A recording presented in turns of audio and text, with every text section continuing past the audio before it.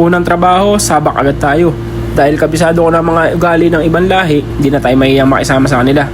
Kung makikita nyo, yung dala namin na foam tsaka yung carton na yan is may purpose yan. At makikita nyo mamaya kung anong ilalagay namin dyan. Yan nga pala si Ibrahim, ang aking partner sa aking bagong trabaho at bagong kumpanya. Ayan, binubuksan na nyo yung van dahil dyan namin ilalagay yung dadali namin mamaya. Papunta na mga pala kami sa hospital. Ito yun ang pormahan natin, oh.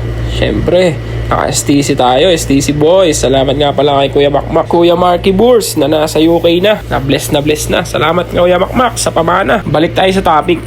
Yan nga pala ang partner ko, si Ibrahim Nasser. Lumaki sa Jeddah, laking Saudi rin yan, pero Yemen yan. Aral yan sa Ukraine, mga kabady. Kaya bigla akong naalala yung kaibigan ko sa Aljub. Kung matatandaan nyo, si Osama, yung Yemenoy, yung lagi kong kasama sa vlog. Last Christmas, I gave you my heart, but the very next day, you gave it away.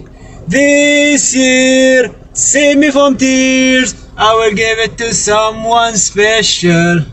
Ngayon, Yemeni na naman ang pinartner sa akin. Pero wala akong problema dyan. Mababait ang mga Yemeni. Ang pupuntahan nga pala namin lugar ay King Saud University. Ang gagawin nga pala namin dito ay ipupull out namin yung device. Dahil pinagamit namin yan sa hospital para orderin sa amin. Siyempre, yung mga galawan sa hospital, pagpunta-punta ng mga iba't ibang hospital is kabisado na yan ni Ibrahim.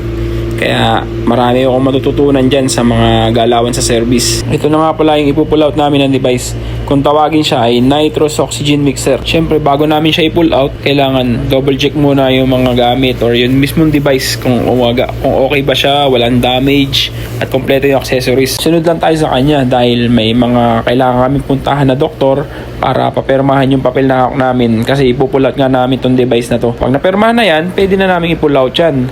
Makita kompleto kung ano yung dinala namin, ganun din yung ilalabas namin. Ayun na, nilabas na nga, nakaready na si Ibrahim, nakatawa na siya. Naka-smile na siya kasi okay na, nag-receive na, may lalabas na namin yung gamit namin. Ito nga pala ang purpose ng kahon na dala namin kanina.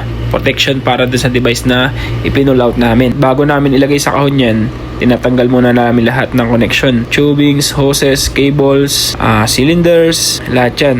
Tinatanggal muna namin lahat yan bago namin ilagay yung mismong device na yan, machine na yan sa kahon para fitted siya at hindi siya magmulbol or masira yung mga hose. Ayan na, binabalutan na ni Ibrahim ng bubble wrap. Kailangan namin protektahan yung device na yan kasi nga marami pang pwedeng dalhan niya na hospital or paggamitan sa hospital or orderin ng mga ibang hospital, di ba?